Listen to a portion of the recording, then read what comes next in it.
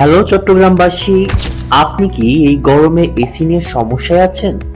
AC ঠিকমতো cooling হচ্ছে না, এসি থেকে পানি পড়ে?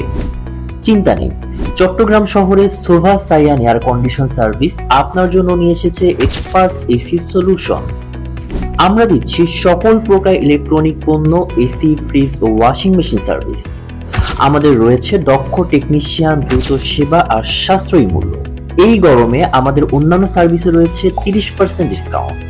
তাই দেরি না করে সার্ভিস নিতে এখনই কল করুন 01771226 অথবা 01886226407।